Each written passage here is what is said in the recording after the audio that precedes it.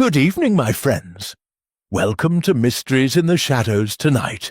Under the flickering gas lamps of 1930s England, we invite you to Willowbrook Manor, where a maid arrives in the rain with no luggage, no references, and a whisper that will shatter an empire of lies. She claims to work there. The records say she never did, and by dawn, she's vanished like smoke. Enter Hercule Poirot, moustaches waxed, little grey cells firing, unravelling a labyrinth of hidden wills, twin sisters separated at birth, a suicide masked as murder, and a final revelation sealed in green wax beneath a ruined chapel. 13 chapters of pure suspense, red herrings that bite, dialogue that crackles, and an ending so satisfying you'll replay the twist twice. So dim the lights, pour something dark, and let the storm begin. Hit subscribe, ring the bell, and settle in. The maid is waiting. Chapter 1. The Invitation to Scandal, London, October 1935. A cold drizzle drifted across Grosvenor Square as Hercule Poirot, wrapped in an impeccable charcoal overcoat and shining patent leather shoes, stepped out of his flat at Whitehaven Mansions. In his gloved hand, he held a single sheet of heavy cream paper sealed with scarlet wax, the crest of a condor clutching a broken sword. The letter had arrived only that morning. My dear Monsieur Poirot, I am in the gravest peril. A man will die within the week unless you intervene. Meet me aboard the Riviera Express departing Victoria Station tomorrow evening, compartment 7, first class. Come alone, tell no one. The fate of 2 continents may depend upon your discretion. Your obedient servant, Isabella de Santiago. Poirot's moustache twitched with professional curiosity. The name Santiago was not unknown to him. Don Esteban de Santiago, once the most powerful man in the Republic of San Marco, had fled to Europe 5 years earlier after a revolution. Bringing with him, rumour insisted, a fortune in emeralds and secrets more dangerous than jewels. His beautiful young wife, Isabella, had become the toast of Mayfair, while his estranged nephew, Captain Rafael Vega, moved in darker diplomatic circles. Poirot folded the letter with care. A threat, a journey, a promise of death. It was, as the English say, irresistible. The following evening found him on the platform at Victoria, his small valise in one hand, his silver-tipped cane in the other. The Riviera Express gleamed like a long blue serpent under the arc lamps, its brass fittings polished to a sun. Porters shouted in French and English. Somewhere a woman laughed too loudly. Poirot's eyes, sharp and green, moved across the passengers boarding the Calais train. There, at the steps of the first-class wagonlit, stood the lady herself. Isabella de Santiago wore mourning black, yet mourning had never looked so magnificent. A veil of Spanish lace half concealed violet eyes. A single black pearl hung at her throat. Beside her, stiff in evening dress, was a tall Englishman with the face of a disappointed hawk, Sir Humphrey Carruthers, permanent Under-Secretary at the Foreign Office. And watching them both from the shadows of the next carriage was a younger man, dark, handsome, with the lithe grace of a matador and the cold eyes of a soldier, Captain Rafael Vega. He touched the scar that ran from his left ear to the corner of his mouth, bowed slightly to Poirot, and disappeared inside. Madame de Santiago. Poirot approached, removing his hat with a flourish. She turned, startled. You came! Thank heaven! I'm a man of my word, madame, though I confess I prefer to know the nature of the danger before the train leaves the station. Sir Humphrey cleared his throat. Not here, Monsieur Poirot. Walls have ears, and railway platforms have many walls. Shall we? He offered Isabella his arm. She hesitated, then laid her gloved fingers upon it as though it were a lifeline. Poirot followed, noting the tremor in her hand. As they moved down the corridor of the sleeping car, Poirot's gaze fell upon the passenger list pinned inside the conductor's tiny office. Compartment 1, Monsieur Hercule Poirot. Compartment 3, Mrs. Isabella de Santiago. Compartment 5, Captain Raphael Vega. Compartment 7, Sir Humphrey Carruthers and Secretary. Compartment 9, Miss Lydia Frost, American heiress. Compartment 11, Count André Dolhov, attaché, Soviet Embassy. Compartment 13, Mr. Jacob Rosenthal, Antwerp diamond merchant. 13 compartments. Poirot's lips curved. A superstitious man would have refused to travel. Hercule Poirot merely murmured, "Tiens, how convenient for a murderer." Inside compartment 7, the door closed with a soft click. Isabella sank into the velvet seat as though her bones had turned to water. "He's going to kill my husband," she whispered. Poirot raised an eyebrow. "But I understood Don Esteban was already dead these 5 years." "No, that is the lie we allowed the world to believe. Esteban is alive. He is on this train." Sir Humphrey poured 3 glasses of cognac with a hand that did not shake, yet the liquid trembled against the crystal. "Esteban de Santiago," he said quietly, "possesses documents that could bring down governments from Buenos Aires to Berlin. He has agreed to sell them to His Majesty's government tonight, in Nice. Certain parties would prefer he never arrive." "And you, madam?" Poirot turned to Isabella. "Why do you beg me to save a husband you have not seen in 5 years?" Her eyes filled with sudden tears. "Because if he dies, the world will believe I murdered him. For his fortune, for his name, for everything. And because," she pressed a handkerchief to her lips, "because I still love the fool." A soft knock sounded at the door. The conductor, moustache waxed to needlepoints, announced in melodious French, "Mesdames, Messieurs, the train will depart in 5 minutes. Please take your places." Isabella rose. "Promise me, Monsieur Poirot. Promises you will keep him alive until Nice." Poirot bowed. "I promise only that the truth shall travel with us, madame. And the truth, it is a stubborn passenger." As he returned to his own compartment, the Riviera Express gave a low, luxurious sigh and began to move. London's lights slipped past the window like fading memories. In the corridor outside, a shadow detached itself from the wall and followed Poirot at a distance. The game, as they say, was afoot.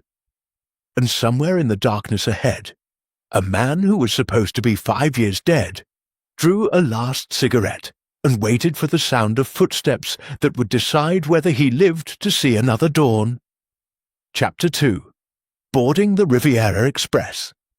The Riviera Express slid out of Victoria Station with the soft arrogance of a train that has never been late in its life. Inside the wagon slits, crystal sconces glowed like captive stars, and the faint scent of beeswax and expensive perfume hung in the air. Poirot settled into compartment 1, removed his hat, and placed it on the little shelf with mathematical precision. Then he took out a small Morocco leather notebook and wrote, in his neat continental hand, "Passengers of interest Isabella de Santiago. Terrified, beautiful, lying about something Sir Humphrey Carruthers. Foreign Office, calm, hiding anger. Captain Raphael Vega, scar, soldier's eyes, hates someone on this train, Don Esteban. Officially dead, actually breathing. The murderer who already knows the timetable." He underlined the last line twice. A gentle tap at the door. The conductor, a thin Provençal with tragic eyes, presented a silver tray bearing a single envelope. "With the compliments of Madame de Santiago, monsieur." Inside was a key, old-fashioned, heavy, numbered 13, and a card upon which Isabella had written in violet ink, "If anything happens to me, open the left-hand luggage rack in my compartment. trust no one else. Poirot turned the key over in his fingers. Compartment 13 belonged, according to the list, to Mr. Jacob Rosenthal, the diamond merchant, curious. He slipped the key into his waistcoat pocket and stepped into the corridor just as the train gathered speed through the blackened suburbs of South London. The dining car was already half full. White linen, heavy silver, the gentle clink of crystal. Poirot paused at the entrance, surveying the tables like a general studying a battlefield. Sir Humphrey sat with a pale young man who must be his secretary. Thin wrists, nervous blink. At the next table, Captain Raphael Vega drank champagne alone, staring at Isabella's empty chair as though it had personally insulted him. Across the aisle, Miss Lydia Frost, blonde, 23, and worth $20 million if the newspapers were correct, was laughing at something Count Dolhoff had said. The Count's smile was wide, Slavic, and entirely without warmth. At the far end, beneath a cloud of cigar smoke, sat Mr. Rosenthal, a small, plump man with quick, bright eyes, turning a ruby ring round and round on his little finger. Isabella herself had not yet appeared. Poirot took the table laid for one beside the window. Almost immediately, a shadow fell across the cloth. "May I?" The voice was low, amused, unmistakably American. Miss Frost stood there in emerald silk that matched her eyes, a diamond clip shaped like a panther glittering at her shoulder. "But of course, mademoiselle." She sat, signalled the sommelier with the authority of one born to it, and ordered a cocktail Poirot had never heard of. "You're the famous detective," she said without preamble. "Everyone's talking about it. They say you can tell a murderer just by how he butters his roll." Poirot inclined his head modestly. "I have been known to draw conclusions from the angle of a crumb, yes." She laughed, showing perfect teeth. "Then tell me, who on this train is going to kill whom?" Before Poirot could reply, the door at the far end of the dining car opened, and Isabella entered. Every head turned. She wore black again, but now it was velvet, cut dangerously low, and the black pearl at her throat seemed to drink the light. She walked the length of the car as though the train belonged to her, yet Poirot saw the pulse beating hard at the base of her throat. She stopped beside Raphael Vega's table. "You should not be here, Raphael," she said in Spanish softly. His smile was thin. "And you should not be playing the grieving widow when the corpse still walks, my dear aunt." The word aunt fell between them like a blade. Sir Humphrey rose quickly. "Madame de Santiago, your table is ready." She allowed herself to be led away. Raphael drained his glass and signalled for another. Miss Frost leaned toward Poirot. "Well, butter any interesting rolls yet?" Poirot's eyes were on Raphael's reflection in the window. "I observe, mademoiselle, that the captain's left hand never leaves his jacket pocket, and that Sir Humphrey's secretary has not eaten a bite, yet his plate is empty. Small things, perhaps, but it is always begins with the small things." The train plunged into a tunnel. For 10 seconds the dining car was plunged into darkness. When the lights returned, Isabella's chair was empty. Poirot was on his feet in an instant. "Excuse me, mademoiselle." He moved swiftly down the swaying corridor. Compartment 3, Isabella's, was locked. He knocked. No answer. He tried the handle again, then took out the master key he had quietly borrowed from the conductor earlier. Inside, the compartment was in chaos. Drawers pulled out, the bed turned over, a single black glove lying on the carpet like a dead bird. And on the mirror, written in Isabella's violet lipstick, 5 words, "He is already dead." Poirot stared at the message, his face grim. Somewhere in the distance, The train gave a long, mournful whistle as it raced toward the sea and whatever waited in the night. Chapter 3. Whispers in. The dining-car Poirot stood motionless in the doorway of compartment 3, letting the scene imprint itself upon his mind like a photograph. The air smelled of Isabella's perfume, jasmine and something darker, mixed with the metallic tang of fear. The lipstick message glowed against the mirror like fresh blood. "He is already dead." He touched nothing. Instead, he closed the door softly behind him and walked the length of the sleeping car, counting paces, noting which curtains were drawn, which lights still burned. At the junction between the two first-class wagons, he almost collided with Count Dolhoff. The Russian smelled of vodka and macassar oil. "Looking for someone, little Belgian?" Dolhoff's smile was all teeth. "I look always, Count. It is my unfortunate habit of mine." Dolhoff leaned closer. "Be careful what you find tonight. Some truths bite." He moved on, humming a Cossack song under his breath. Poirot continued to the dining car. It was past 10. Most tables had been cleared, but a small group remained in the far corner, heads together like conspirators. Sir Humphrey, his secretary, whose name Poirot had learned was Mr. Timothy Gray, Captain Vega, and surprisingly Mr. Rosenthal, the diamond merchant. Isabella was still absent. Poirot took a seat at the bar and ordered a sirop de cassis, the drink of a man who wishes to appear harmless. From here he could hear every word. "The woman is hysterical," Sir Humphrey was saying in the clipped tones of Whitehall. "Always has been. Esteban is perfectly safe." "Safe?" Raphael's voice was velvet over steel.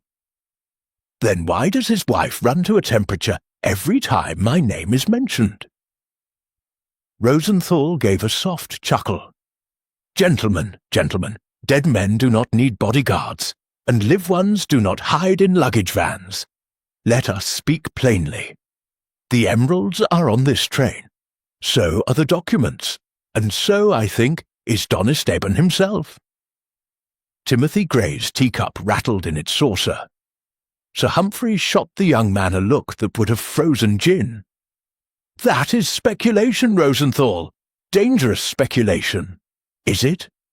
The diamond merchant held up a small leather folder. Inside gleamed a photograph.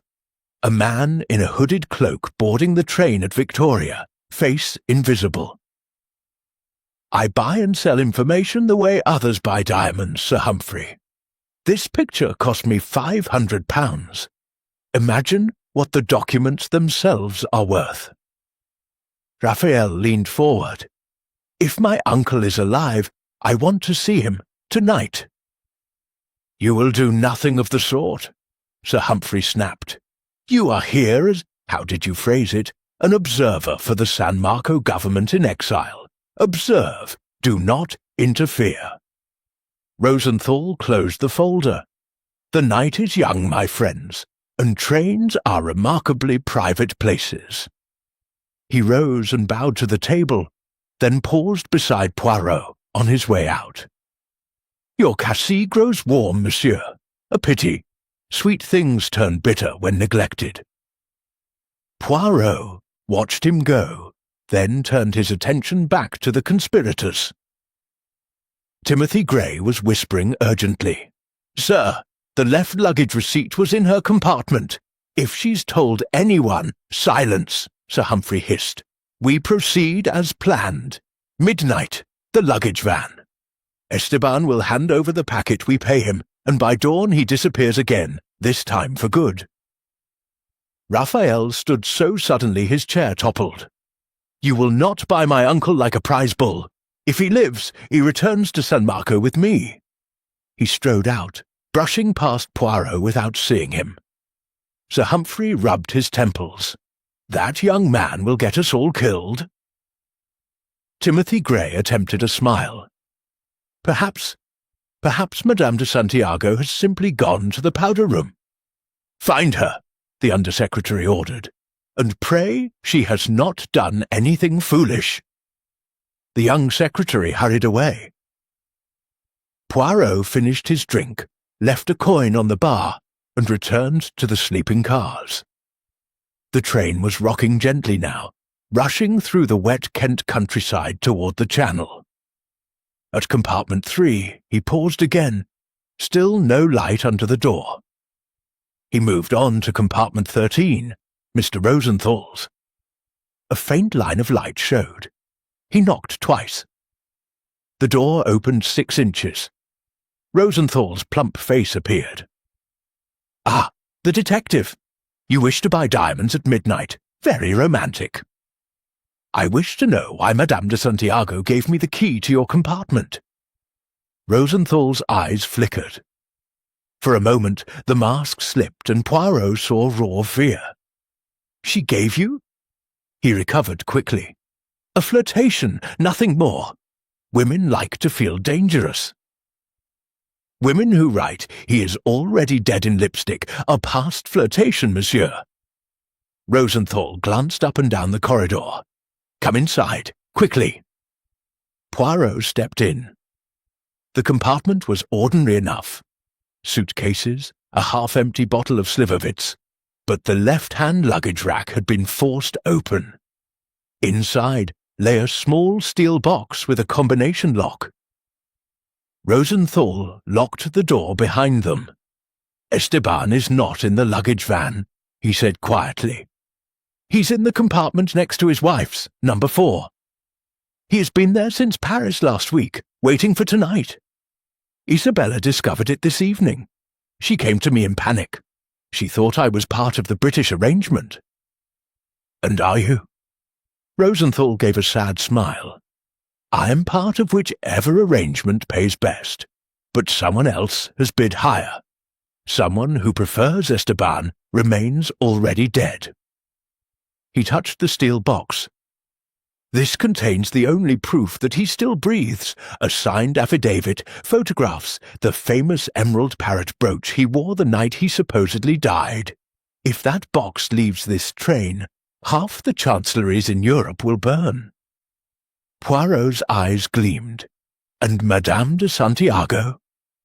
Rosenthal's face crumpled. "I do not know. 10 minutes ago I heard a cry, very small, from the direction of her compartment. When I looked, it was empty. The window was open. The train was doing 60 miles an hour." Poirot did not wait for the rest. He was already running. Chapter 4. The Midnight Cry. The train thundered through the black Kentish night, rain lashing the windows like thrown gravel. Hercule Poirot ran the narrow corridor with the speed of a much younger man, patent shoes slipping on the brass rails, cane abandoned somewhere behind. Compartment 3 stood open exactly as he had left it. The lipstick message still bled across the mirror. But now the window was wide, curtains flapping wildly, and cold wet air roared in, carrying the smell of coal smoke and the sea. Poirot leaned out. Nothing but darkness and the red tail lamp of the guard's van receding into the tunnel of night. No body on the tracks, no scream fading behind, only the wind. He pulled the window shut and stood very still, letting the little grey cells work. A woman does not vanish from a moving train without sound, without struggle, without leaving a single drop of blood, unless she wishes to vanish. He turned. On the carpet, almost invisible against the dark pattern, lay a tiny object glinted, a single black pearl earring, the twin of the one Isabella had worn at her throat. Poirot picked it up with a silk handkerchief and slipped it into his pocket. Then he heard it. A choked, terrible sound, half sob, half gasp, from the compartment 4, the one Rosenthal had said belonged to the dead Don Esteban. The door was locked. Poirot did not hesitate. He took one step back and drove his shoulder against the panel. The flimsy lock gave with a crack. Inside, the light was dim. only the blue night lamp burning. On the floor lay Captain Rafael Vega, on his knees, hands pressed to his side. Blood seeped between his fingers, dark and shining. Over him, white-faced, stood Isabella de Santiago, holding a small mother-of-pearl revolver that trembled violently in her grip. He attacked me," she whispered. "I shot him. Oh God, I have killed him." Raphael gave a wet laugh.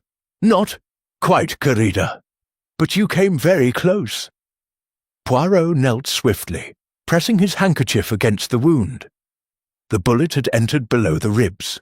Serious, but perhaps not mortal if help arrived soon. "Madame, give me the revolver, at once." She obeyed like a sleepwalker. The gun was still warm. Raphael's eyes, bright with pain and fury, fixed on Poirot. "She lies. I came to protect her. Someone else was here, in the dark. I saw a cloak, a hood." His head fell back. He lost consciousness. Isabella began to shake uncontrollably. "Esteban, my husband, he was here. He told me everything was finished, that we must jump together at Dover, disappear forever. When I refused, he became angry. Then Raphael burst in. There was a struggle. The gun went off." Poirot's voice cut like a scalpel. "Madame, your husband was never in this compartment. You know that perfectly well." She stared at him, huge-eyed. Footsteps pounded in the corridor. Sir Humphrey appeared, coatless, hair dishevelled, followed by Timothy Gray and the conductor. "Good God!" Sir Humphrey exclaimed. "Vega shot?" "He will live," Poirot said calmly. "For now. Conductor, summon the doctor from second class and alert the guard. No one is to leave this car." The conductor hurried away. Sir Humphrey stared at the blood, then at Isabella. "Madame, you will come with me. This is now a matter for His Majesty's government." Isabella lifted her chin. "I will go nowhere until I have seen my husband, alive." Timothy Gray gave a nervous laugh that died instantly under Poirot's glance. Poirot rose. "Sir Humphrey, where exactly is Don Esteban de Santiago at this moment?" The Under-Secretary's face became a mask. "I have no idea what you—" Poirot held up the black pearl earring. "Then perhaps you will explain why Madame's jewellery is found in a supposedly empty compartment, and why a man lies bleeding who claims he saw a hooded figure. Someone on this train is playing a very old game, the game of the living corpse." From somewhere forward came the long, mournful howl of the train's whistle as it approached the Channel coast. And beneath it, almost lost in the thunder of wheels on rails, Poirot heard another sound. A soft, deliberate click, as though a door far down the corridor had just been locked from the inside. He looked at the assembled faces. Sir Humphrey's rigid control, Isabella's terror, Gray's twitching fear. "Monsieur et madame," he said softly, "the dead man has just locked his own compartment." How very considerate of him. Chapter 5. Poirot's arrival. The train slowed with a long metallic sigh as it approached the docks at Dover Priory, where the night ferry to Calais waited under floodlights. The doctor, a thin, harassed Scotsman roused from second class, had bandaged Raphael and given him morphine. The captain now lay pale and silent in the conductor's tiny office, guarded by a nervous Timothy Gray. The rest of the little group stood in the corridor outside compartment 4, rain drumming on the roof like impatient fingers. Poirot alone was calm. He had retrieved his cane, smoothed his moustache, and now looked as composed as if he were about to enter the Ritz for tea. "Monsieur," he said pleasantly, "the time for half-truths is over. The train will stop for 20 minutes to attach the ferry wagons. In that time, we will find Don Esteban de Santiago, alive or dead. and we will discover who tried to make Captain Vega the second corpse of the evening. After that, the little Hercule Poirot will permit himself to be very, very angry." Sir Humphrey drew a breath to protest, but something in Poirot's green eyes stopped him. "Conductor," Poirot continued, "you will station a man at each end of this car. No one enters or leaves. Madame de Santiago, you will accompany me." Isabella hesitated. I am afraid. Fear is natural, madame. Cowardice is not. Come." He offered his arm with exquisite courtesy. After a moment, she took it. They began at compartment 1, Poirot's own, and worked methodically forward. Every door was knocked upon, every occupant required to open and show themselves. Miss Frost appeared in a peach silk dressing gown, eyes bright with excitement. Count Dollhoff, shirt open, vodka bottle in hand, toasted Poirot ironically. Mr. Rosenthal, fully dressed, merely smiled and said, "Still looking for ghosts, monsieur?" Compartment 12 was empty. Compartment 13, Rosenthal's, was locked. Poirot produced the heavy old key Isabella had given him in the dining car. It turned sweetly in the lock. The compartment was dark. A single suitcase stood open on the lower berth. Poirot switched on the light. On the pillow lay a man's grey Homburg hat and a pair of gold-rimmed spectacles. Nothing else. Poirot lifted the hat. Inside the lining, stitched in faded ink, were the initials A.S. Isabella made a small sound, half sob, half laugh. "That is his hat. He always wore it tilted to the left. But where?" Poirot did not answer. He was on his knees, examining the floor. Between the berths, almost hidden by the carpet's pattern, lay a single emerald, large, flawless, the exact green of a tropical sea. He held it to the light. "Beautiful," he murmured, "and very, very cold, like the heart of the man who carried it." He slipped the gem into his pocket and stood. "Madame, you told me your husband was in compartment 4. You lied. You told me you shot Raphael in self-defense. That also, I think, was not the whole truth, but we will come to that." He stepped back into the corridor and closed the door. "Next," he said cheerfully, "we visit the luggage van." Sir Humphrey blocked his path. "Impossible. The van is sealed by order of the Foreign Office." Poirot smiled, a small, dangerous smile. "Then the Foreign Office will kindly unseal it, because Hercule Poirot is about to become extremely undiplomatic." The Under-Secretary stared at him for a long moment, then gave a curt nod to the conductor. The luggage van was at the rear of the train, beyond the second-class carriages. A uniformed guard unlocked the sliding door and rolled it back. Inside, under a single bare bulb, trunks and crates were lashed with ropes. The air smelled of leather, cedar, and something faintly medicinal. Poirot walked slowly between the piles, tapping with his cane. At the far end, behind a stack of cabin trunks bearing the crest of San Marco, he stopped. A large Saratoga trunk, new and expensive, stood slightly apart from the rest. On its lid, someone had chalked a crude condor, the Santiago crest. Poirot knelt and examined the lock. It had been forced and then closed again carelessly. He looked up at Isabella. "Madame, would you care to open your husband's coffin?" Her face went dead white. "Coffin!" Poirot inserted the blade of his penknife and sprung the catch. The lid rose with a sigh of expensive leather. Inside, wrapped in a dark travelling rug, lay Don Esteban de Santiago. He wore evening dress, the emerald parrot brooch pinned to his lapel, glittering mockingly. His eyes were closed, his face calm, almost serene. A small, neat bullet hole pierced the centre of his forehead. Isabella screamed once, a thin, terrible sound, then pressed both hands to her mouth. Sir Humphrey swore under his breath. Poirot leaned closer. The body was still warm. Death, he said softly, occurred less than 30 minutes ago.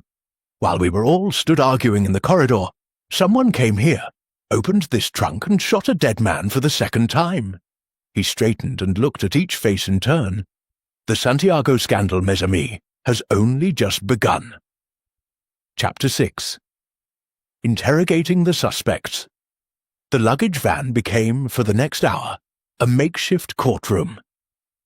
The guard was sent away, the door rolled shut and bolted from the inside. Only 5 people remained under the swaying yellow bulb: Poirot, Isabella, Sir Humphrey, Timothy Gray, and the corpse of Don Esteban de Santiago. Poirot arranged 3 folding stools in a small semicircle. He himself did not sit. He stood, very straight, hands clasped behind his back, the perfect picture of a schoolmaster about to deliver punishment. "Messieurs, et madame," he began quietly, "we have a pretty problem. A man who was declared dead 5 years ago is murdered tonight twice. Once in South America, for the world's benefit, and once here, in an English luggage van, for the benefit of whoever needed him silent forever. I will now ask questions. You will answer with the truth, or I swear by my moustache that I shall hand every one of you to the French police at Calais with a ribbon tied around the parcel." Sir Humphrey opened his mouth. Poirot raised one finger, and the Englishman closed it again. "First, Sir Humphrey, when did you last see Don Esteban alive?" The Under-Secretary's jaw worked. 3 weeks ago, in a safe house in Lisbon. He was tired, but very much alive. He agreed to deliver the documents in Nice, in exchange for a new identity and £200,000. Enough. Madame de Santiago, when did you discover your husband was on this train? Isabella's voice was barely a thread. This afternoon at Victoria. He sent a note through a porter. He said he had to speak to me before the sale, that he was afraid. Afraid of whom? She shook her head. He did not say. Only that the British were not the only bidders. Poirot turned to Timothy Gray, who was sweating despite the cold. "Monsieur Gray, you have not eaten since London, yet your plate was clean." "Why?" The young man flushed crimson. I was not hungry." "Or perhaps you were busy elsewhere. Passing messages, perhaps? Opening locks?" Gray's mouth opened and closed like a fish. Poirot did not wait. He stepped to the corpse, and with delicate fingers unpinned the emerald parrot brooch. He held it up. The bird's eye was a single ruby that caught the light like a drop of fresh blood. This brooch was worn by Don Esteban the night he died in San Marco.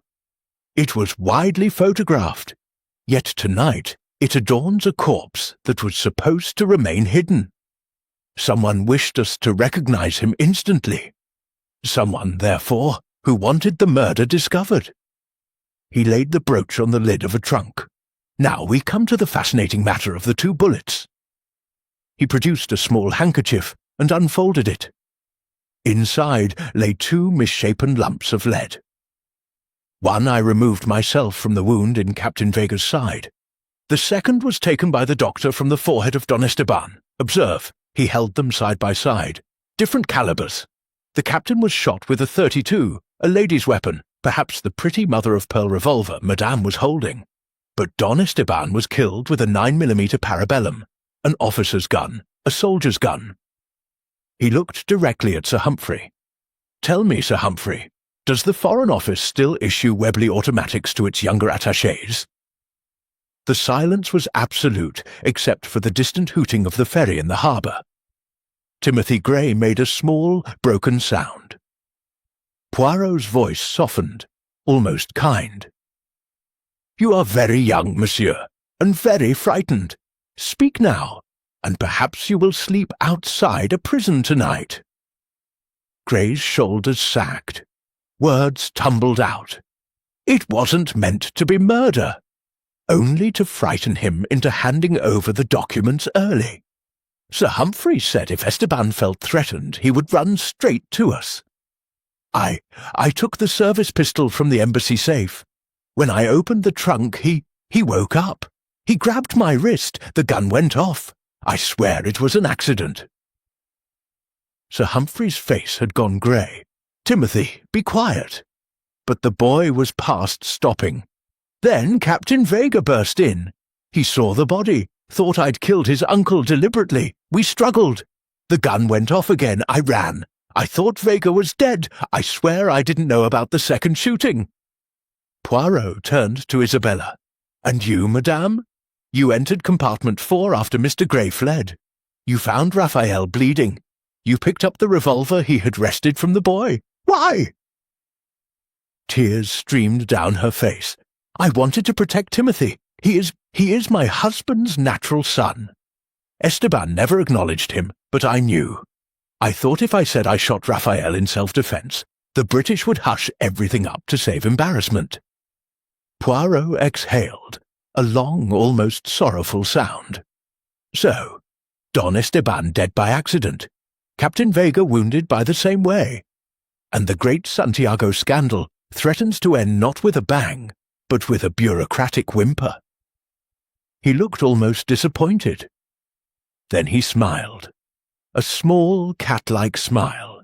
"Except," he said softly, "one thing is wrong. Very wrong indeed." He reached into his pocket and produced the flawless emerald he had found earlier. This stone came from the left-hand pocket of the corpse. Yet when I examined the body 10 minutes ago, the pocket was empty. Every eye followed the green fire in his hand. "Someone," Poirot said, "removed this emerald after the murder. Then replaced it when they thought no one was looking. Someone who needed the world to believe Don Esteban had been carrying his fortune with him." He turned the jewel so the light fractured into 1,000 wicked sparks. "Someone, in fact, who is not in this luggage van at all." Outside, the ferry's siren gave a deep, mournful bellow. The train jerked as the couplings took the strain. Poirot slipped the emerald back into his pocket. "Come, the little grey cells have far to travel before dawn, and one passenger on this train still believes himself very clever indeed." Chapter 7. Secrets of the Santiago Legacy. The Riviera Express was already gliding across the black water of the Channel, strapped to the ferry like a captive whale, when Poirot gathered the survivors in the dining car. The tables had been pushed together to form a long rectangle. A single lamp burned above them, throwing dramatic shadows across the white linen. All the principal players were present, even those who would rather have been anywhere else. Isabella de Santiago, pale but composed, black veil thrown back. Sir Humphrey Carruthers, rigid with fury and fear. Timothy Gray, shaking, eyes red. Captain Raphael Vega, propped in a chair, bandaged but conscious, pain making his scar livid. Miss Lydia Frost, in a scarlet dressing-gown, openly enjoying the drama. Count André Dolov, drunk but dangerously alert. Mr. Jacob Rosenthal, diamond merchant, polishing his ruby ring with a silk handkerchief. And, at the head of the table, Hercule Poirot, small, immaculate, terrible. The train rocked gently on the swell. Outside, fog pressed against the windows like wet wool. Poirot did not raise his voice. He did not need to. "Mesdames, Messieurs, we have established that Don Esteban de Santiago was killed by accident. An accident arranged by frightened men who wished only to steal papers. A sad little crime. But accidents do not explain everything. They do not explain why a corpse was dressed for a second time in his famous emerald brooch after he was shot. They do not explain why a perfect emerald was removed from his pocket and then returned. And they do not explain the most interesting question of all." He paused, letting the silence stretch until it snapped. "Why Don Esteban de Santiago was already dead when Mr. Timothy Gray opened the trunk. A collective gasp rippled around the table. Raphael half rose, winced, sat again. Impossible! I saw him in Lisbon only last month. Poirot shook his head gently. You saw a man who looked like Don Esteban. A double, very good, very expensive. The real Don Esteban has been dead for 3 weeks. Poisoned, slow and elegant, administered in Lisbon by the only person who stood to gain everything if the world believed he still lived. Every eye turned to Isabella. She did not flinch. She laughed, a small brittle sound. Me! I worshipped him. No, madame, Poirot said almost tenderly. You hated him. He abandoned you, humiliated you, spent your youth and your fortune on revolution and mistresses. When he finally crawled back, offering marriage to save his skin, you accepted on one condition, that one day the world would believe him dead, and you would inherit everything. He laid a photograph on the table. It showed Don Esteban in a Lisbon clinic bed, clearly dead, time-stamped 3 weeks earlier. Sir Humphrey stared. Then who the devil have we been negotiating with? The best impersonator in Europe, Poirot said, hired by Madame de Santiago and her lover. He turned to Jacob Rosenthal. The little diamond merchant stopped polishing his ring. Monsieur Rosenthal, or should I say Signor Jacobo Rosen, once of the Buenos Aires secret police, you have played your part brilliantly. You supplied the double, you arranged the Esteban's demands, you made certain the British would pay a fortune for worthless papers, because the real documents died with the real man. Rosenthal's plump face sagged. You cannot prove. Poirot produced the emerald parrot brooch and laid it beside the photograph. This brooch contains a hollow compartment. Inside, the real documents were hidden all along. Microfilm, signed confessions, bank codes. The corpse in the trunk was wearing a copy. The real brooch has been in your possession since Lisbon, has it not? Rosenthal looked at Isabella. Something passed between them. Regret, perhaps, or simply exhaustion. She spoke for the first time. Esteban was already dying when I found him. Cirrhosis, shame, fear. He begged me to let him disappear with dignity. I gave him poison instead. Then Jacobo and I created the myth of the living fugitive. The British were desperate to buy silence. We would sell them nothing and take everything. Raphael stared at her, as though seeing a stranger. You killed my uncle for money. I killed a ghost, she said coldly. The man I loved died years ago in San Marco. Poirot allowed himself a small sigh. So, the murder in the luggage van was unnecessary, a panicked accident caused by men chasing a phantom. The true crime was colder, slower, perfect, until vanity betrayed it. He looked at Rosenthal. You could not resist putting the real brooch on the double's body tonight, could you? A private joke? One last flourish from the greatest forger in South America. Rosenthal shrugged, almost admiring. One must sign one's work. Sir Humphrey found his voice. Then the documents we were to buy in Nice. Blank paper, Isabella said. You would have paid £200,000 for a legend. The train gave a sudden lurch as it was winched back onto French rails. Dawn was still hours away, but the fog was lifting. Poirot gathered his notes. The French police will meet us at Calais Maritime. Madame de Santiago and Monsieur Rosenthal will answer for murder and fraud. Mr. Gray and Sir Humphrey will face lesser charges. Captain Vega, you are innocent of everything except bad judgment in relatives. He turned to go, then paused. One last thing. The emerald I showed you earlier, the one supposedly taken from the corpse's pocket, is paste. A very good paste. I substituted it myself when I examined the body. The real stones, madame, where are they? Isabella smiled for the first time. a real smile, almost happy, in the one place no one ever looked, sewn into the hem of my mourning dress. A widow must carry her grief with her, must she not? Poirot bowed, a perfect, ironic bow. Superb, madame. Almost, you deserve to win. He walked away down the swaying corridor, humming a little tune under his breath. Behind him, in the dining car, the Santiago scandal breathed its last, surrounded by broken dreams and the smell of cold coffee. Chapter 8. The False Clue. Calais Maritime, 4:17 a.m. The Riviera Express stood hissing on the quay, surrounded by gendarmes in capes and British naval police in white belts. Fog still clung to the harbour like a guilty secret. Poirot had just finished giving his statement to a bewildered French inspector when Miss Lydia Frost appeared at his elbow, wrapped in silver fox despite the hour. "You let them all think it's over," she said without greeting. "But it isn't, is it?"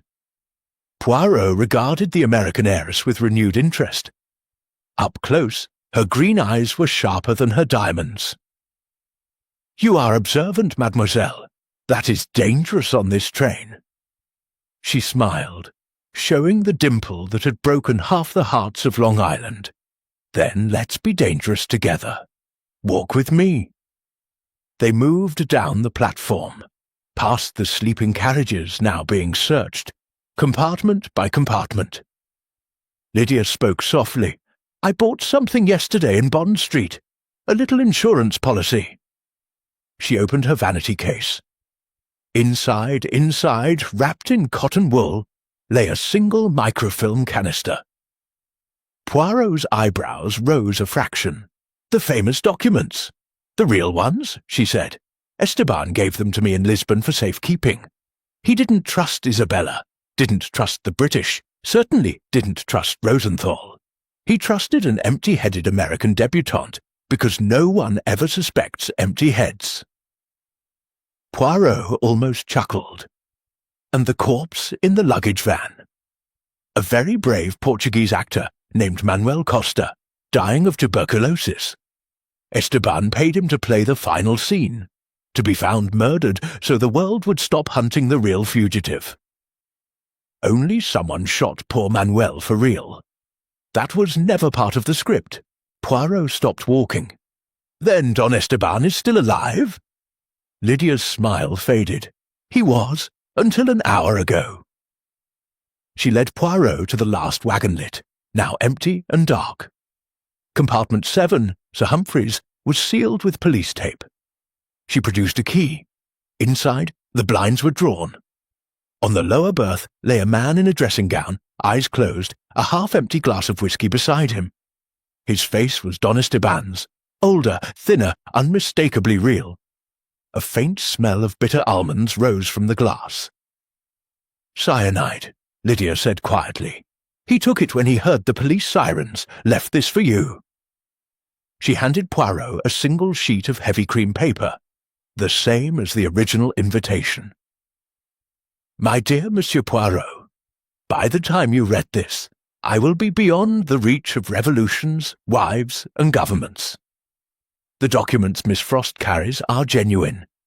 Give them to whichever side you think deserves them least.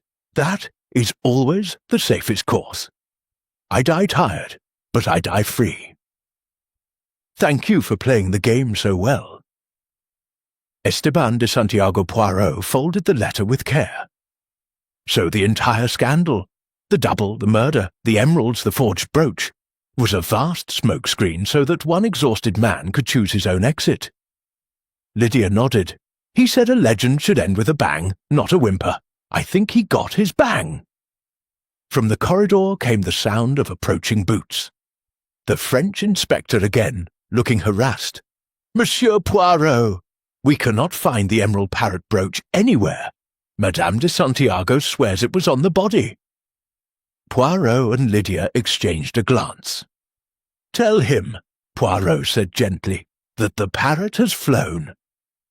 He stepped out onto the platform, just as the first pale streak of dawn touched the sky over France. In his pocket He still carried the paste emerald and the real microfilm canister. Two continents would fight over the contents for years, but Hercule Poirot had decided they would fight in vain.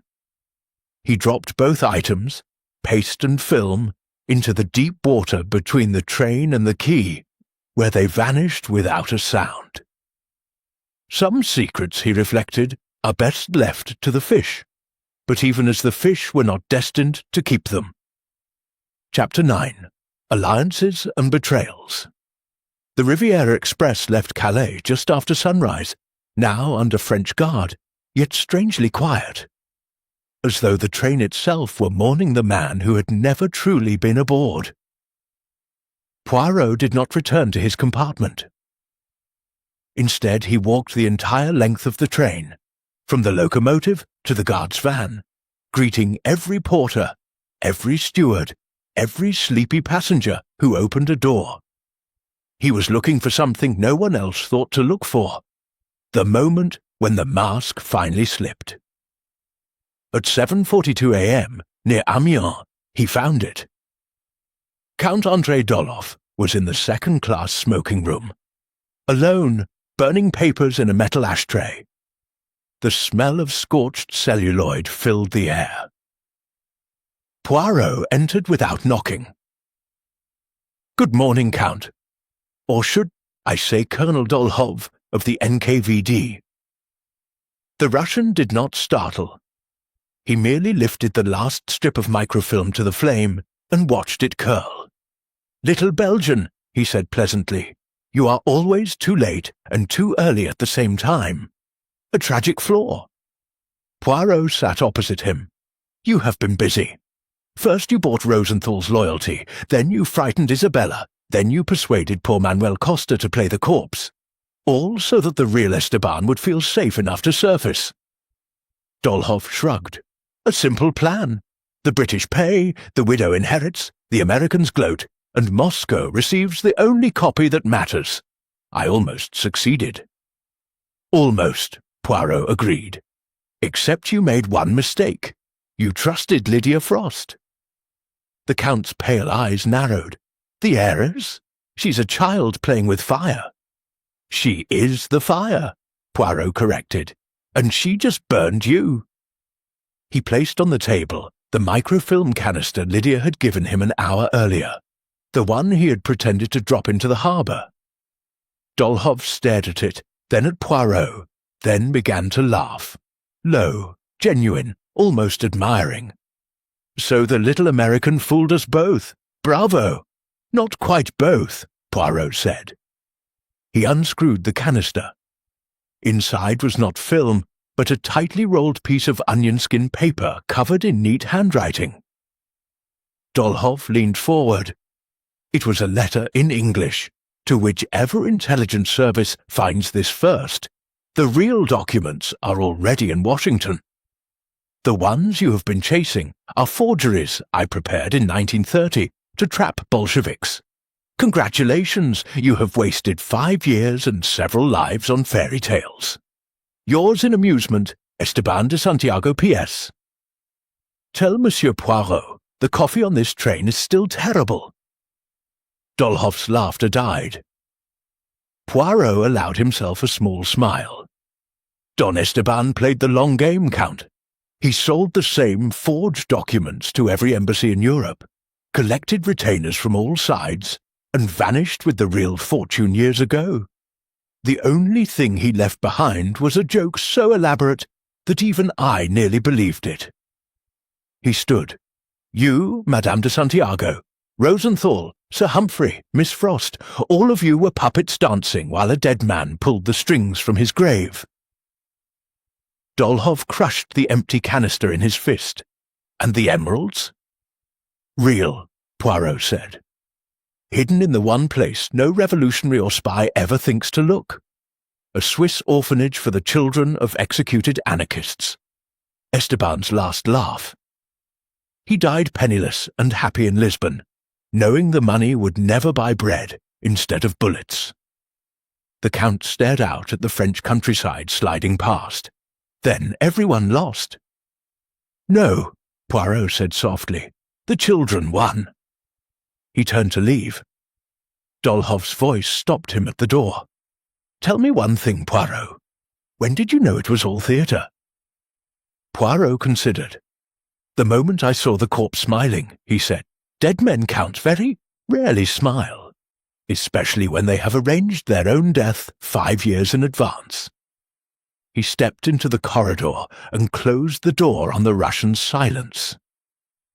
Outside, the sun was fully up, gilding the wet fields and church spires. Somewhere ahead lay Paris, then the Riviera, then the rest of a long life filled with smaller, honest mysteries. Poirot straightened his tie, twirled his moustache, and went in search of a decent cup of coffee. Behind him, the Riviera Express carried its cargo of ruined spies, broken illusions, and one small Belgian who had, for once, allowed a ghost to have the last word. Almost the last word. Chapter 10.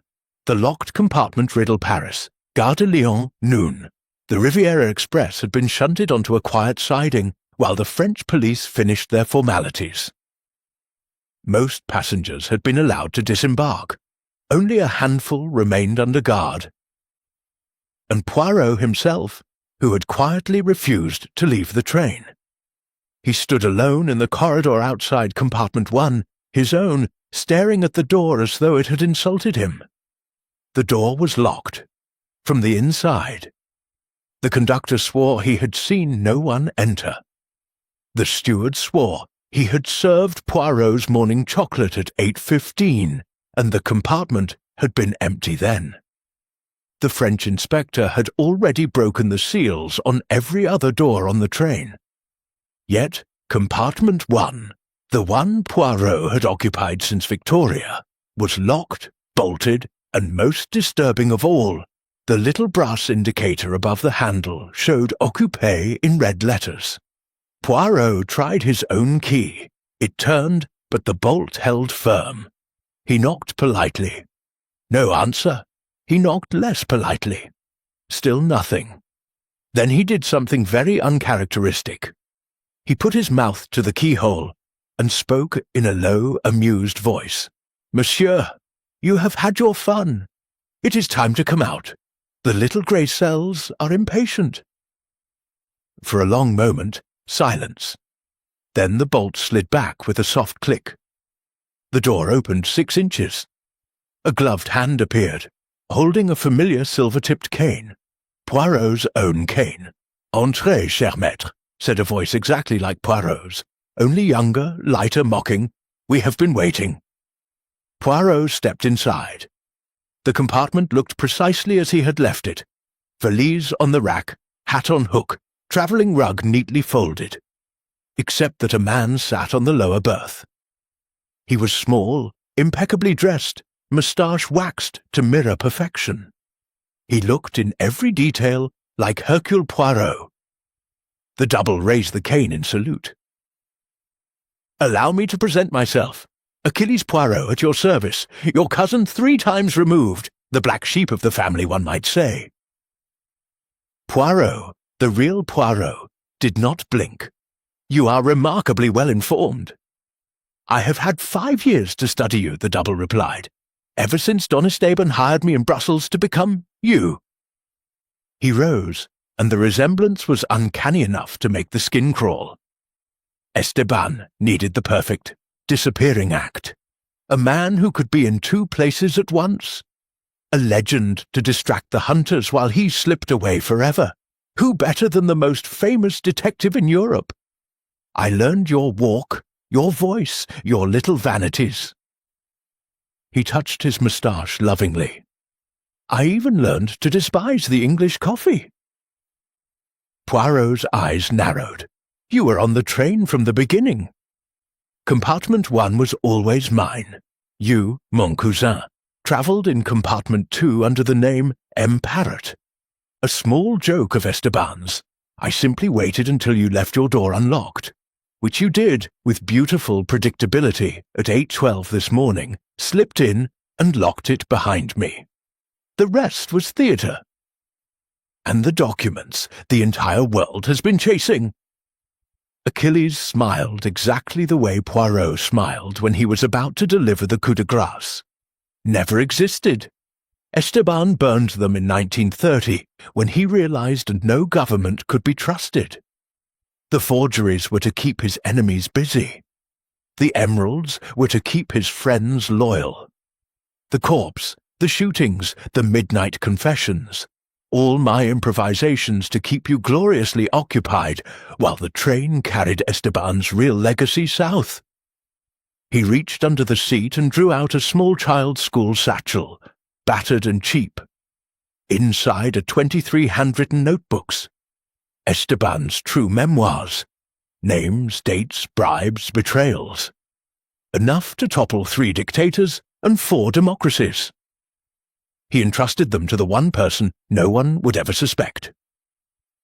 He opened the satchel. The notebooks were there, wrapped in oilskin. "Me," Achilles said simply, "because I am the only Poirot no one believes exists." Poirot studied his double for a long moment. "You realize, of course, that I cannot allow you to leave this train with those notebooks." Achilles laughed softly. "But you already have, cousin. You allowed the perfect crime to be committed under your very nose. You solved everything except the only thing that mattered."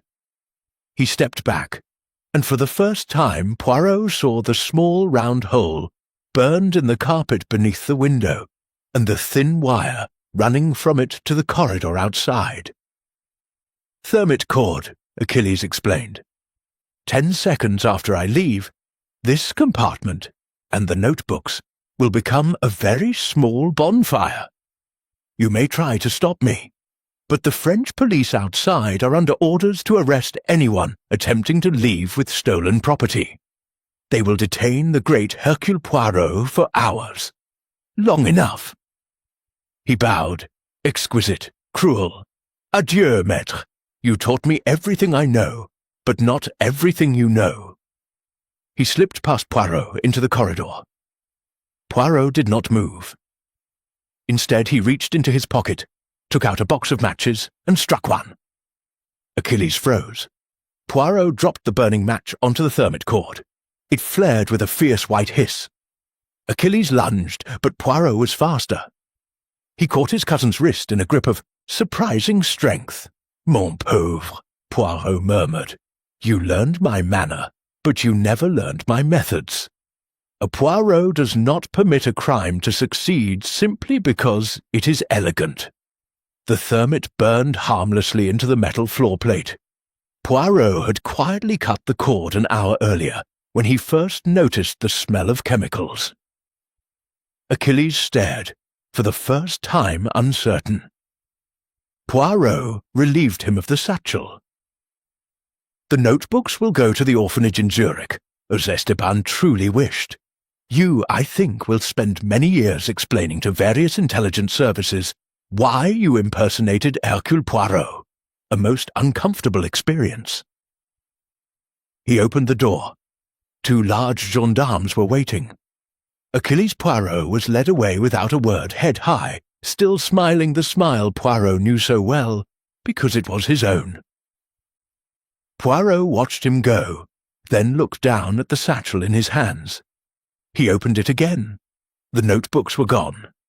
In their place lay a single playing card, the ace of spades. On the back, in handwriting Poirot now recognized all too well, were the words, "Better luck next time, cousin." Ada S. Poirot began to laugh, quietly, genuinely, for the first time in days.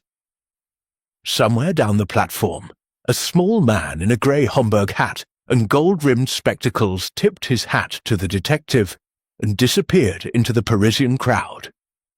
The perfect crime, after all, had been committed, and Hercule Poirot, for once, had been the perfect audience. Chapter 11. Revelations under the stars night, somewhere between Dijon and Marseille. The Riviera Express had been released from police custody, and now flew south under a sky thick with stars, as though the heavens themselves were celebrating the escape of a ghost. Poirot sat alone on the open observation platform at the rear of the last carriage. The wind whipped his coat, the rails sang beneath him. In his lap lay the battered school satchel, empty now except for the ace of spades. He was not angry. He was, for perhaps the first time in his career, delighted. A soft footstep behind him. He did not turn. "Bonsoir, Don Esteban," he said to the darkness. The small man in the grey Homburg stepped into the starlight. Older, thinner, almost weightless with triumph, but unmistakably the real Santiago. "You always did prefer the dramatic entrance," Poirot observed. Esteban chuckled, a dry, papery sound. "And you, monsieur, always preferred the dramatic exit. Yet here we both are." He sat beside Poirot, produced 2 small glasses and a flask of Armagnac older than both of them combined. "To the only man who almost caught me," Esteban toasted. They drank. The liquor burned like liquid sunlight. Poirot studied the exile's face. "You let me believe you were dead 3 times. That is excessive, even for a South American." Esteban shrugged. "I needed the world to stop hunting a corpse. First I died in San Marco, then in Lisbon, finally in a luggage trunk on an English train. 3 deaths should be enough for any reasonable man." "And Achilles Poirot, my masterpiece," Esteban said fondly. "I found him in a Brussels café, drunk and reciting your cases from memory. Same height, same vanity, same magnificent moustache. I gave him a stage, a script, and a mirror. He played you better than you play yourself." Poirot permitted himself a small grimace. He lacked only one thing: conscience. "Conscience is a luxury for men who expect to be forgiven," Esteban replied. "I never did." He reached into his coat and drew out a thin oilskin packet, the genuine notebooks. "These are yours if you want them. Enough ammunition to start wars or end them. Or—" He tossed the packet over the railing into the night. It fluttered once, like a wounded bird, and vanished into the darkness behind the train. Poirot watched it go without protest. Esteban smiled. "I knew you would understand. Some stories are better when they die with their tellers." The train began to slow for a tunnel. The stars disappeared. Esteban stood. "At Marseille I leave you. A fishing boat waits. After that, a small village in Chile where no one has heard of revolutions or detectives. I will grow tomatoes and die, this time honestly, at 90. He offered his hand. Poirot took it. "Adieu, monsieur. You gave me the finest funeral a scoundrel ever had." Poirot's grip tightened. "One last question. The emerald parrot brooch, was it ever real?" Esteban's eyes twinkled. "Oh, yes. It sits at this moment on the neck of a statue of the Virgin in a convent near Quito. The sisters think it is paste. Let them keep their miracle." He released Poirot's hand and stepped back into the shadows. The train plunged into the tunnel. When it emerged, the platform was empty. Only the faint scent of old Armagnac and expensive cigars remained. Poirot raised his glass to the empty night. "Bon voyage, mon fantôme," he murmured. "You won." Then he finished the Armagnac, folded the ace of spades into his wallet as a souvenir, and went inside to sleep the sleep of a man who has, for once, allowed perfection to escape unpunished.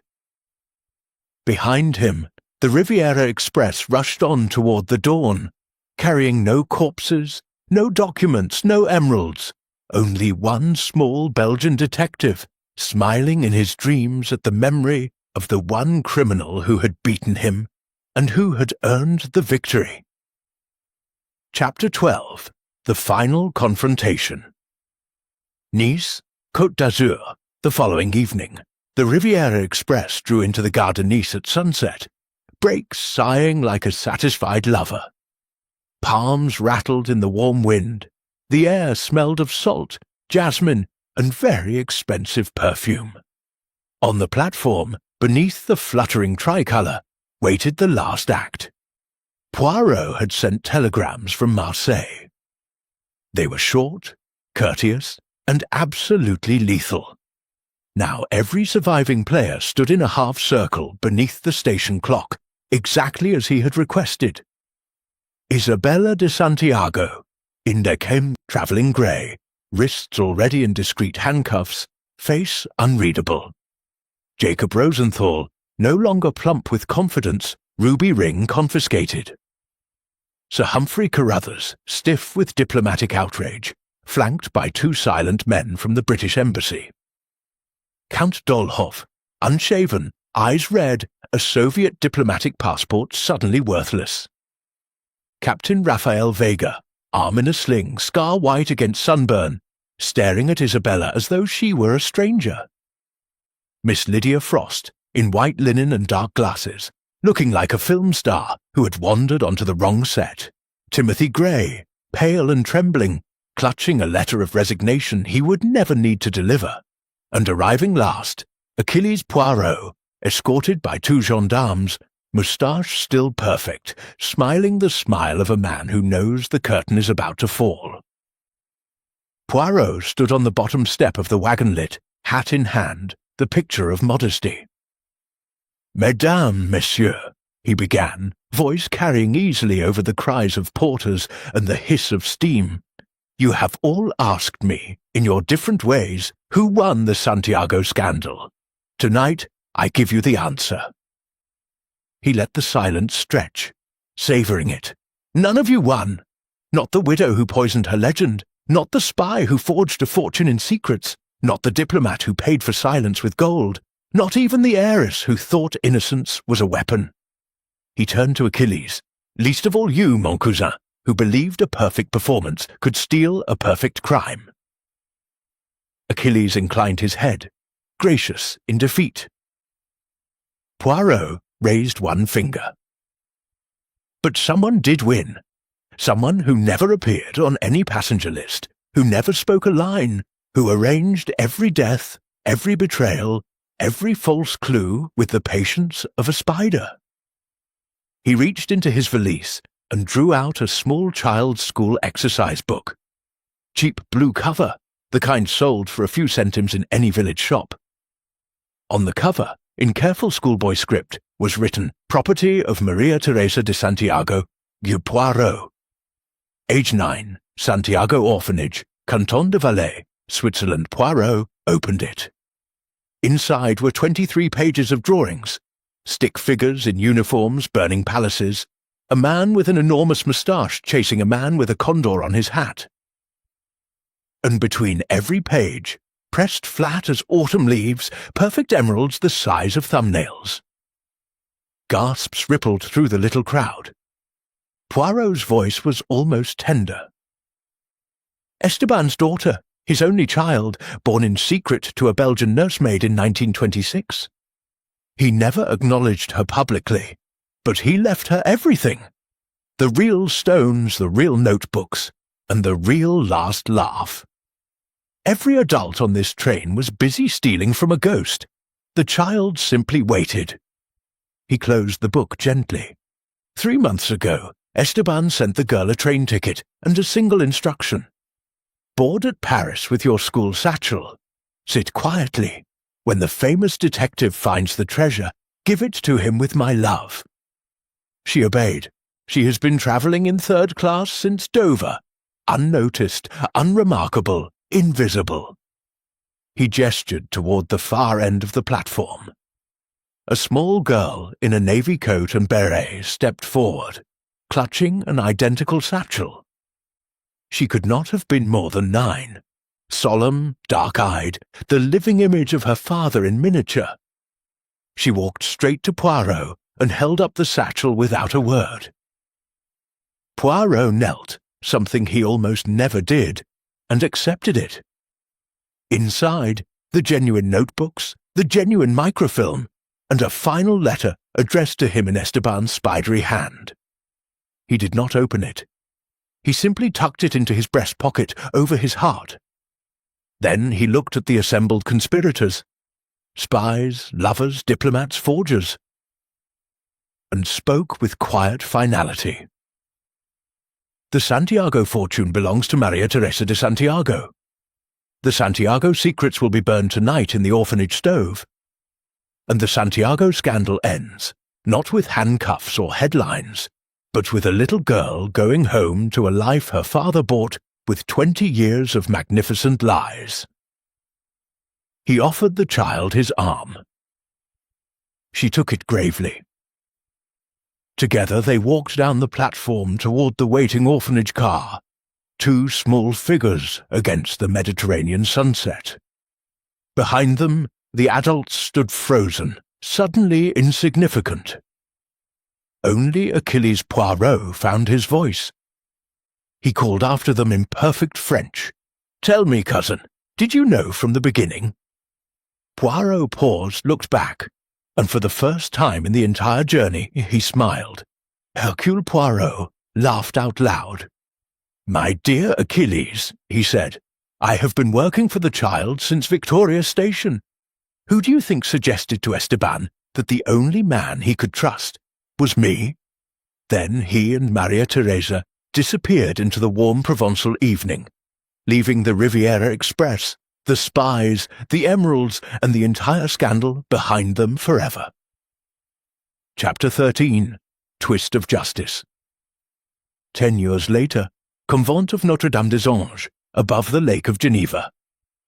Hercule Poirot, now retired, white-haired but still perfectly upright, climbed the gravel path in the spring sunshine. He carried no cane. He no longer needed one. At the top waited a young woman in her late teens, tall, dark-eyed, wearing the simple grey dress of a novice. On her breast glinted a small silver brooch shaped like a parrot, its eye a single modest emerald. She smiled when she saw him. The same smile her father had worn the night he vanished from the train. "Uncle Hercule," she said softly, kissing him on both cheeks. "You came. I promised I would, the day you took your vows." Maria Teresa de Santiago led him into the cool cloister. They sat on a stone bench overlooking the lake, where swans moved like white commas on blue paper. "I kept only one stone," she said, touching the brooch. "The sisters thought it was glass. I let them believe it." Poirot nodded. "And the rest?" "Sold quietly, over years. The orphanage became a school. The school became a university. No one ever knew where the money came from. The notebooks were burned the same night you gave them to me, exactly as Papa wished." She paused. "But there is something I never understood. On the platform at Nice, you said you had been working for me since Victoria Station. How could you know about me then? No one did." Poirot looked out over the lake for a long moment. "Because, ma petite, your father sent me 2 letters before the train ever left London. The first you know, the cream paper, the scarlet seal, the cry for help. The second arrived the same morning, hidden inside a copy of Le Figaro left on my breakfast table. It contained only 3 lines. He recited from memory. If all else fails, protect the child who travels 3rd class with a blue satchel. She is the only innocent thing I ever made. Tell her I was sorry, and that I loved her enough to disappear so she could live." Maria Theresa's eyes filled. "I thought that he forgot me." "He never forgot," Poirot said gently. "He simply loved you too much to let the world touch you. So he built the grandest, maddest, most beautiful illusion in history. Murders that were not murders, corpses that were actors, emeralds that were decoys, spies chasing shadows, all so that one little girl could walk off a train in Nice with the real fortune in her school bag, and no one would ever look twice." He reached into his pocket and drew out something wrapped in faded tissue. "I kept one thing back for this day. He unfolded the tissue. Inside lay the ace of spades Esteban had left in the satchel 10 years earlier. On the back, beneath the old message, new ink had been added in a child's careful handwriting. "Thank you, Uncle Hercule, for letting Papa win." Maria Teresa laughed through her tears. Poirot stood, a little stiffly. "And now, Masqueur, I must return to my garden and my bees. They are less complicated than people, and far more honest." She walked him to the gate. At the last moment, she asked the question she had carried for a decade. "Tell me the truth. Did you really let my father escape? Or did you simply lose?" Poirot looked at her for a long time. Then he took her hand and placed in it a tiny object. A train ticket, 3rd class, Victoria to Nice, dated October 1935, punched and cancelled. On the back, in his own neat handwriting, he had written many years ago, "To the only case I was happy to lose. H.P." He kissed her forehead. Some victories, Petite, are measured not by catching the criminal, but by letting justice be done in a child's smile. Then Hercule Poirot walked down the hill toward the waiting car. Smaller now, slower, but still perfectly, impossibly satisfied. Behind him, the bell of the convent rang for vespers, and somewhere far away, a ghost in a grey Homburg raised a glass of Armagnac to the stars and smiled. The Santiago scandal was over. The innocent had inherited the earth, and Hercule Poirot, for the first and last time in his life, had allowed a perfect crime to remain perfect. The end.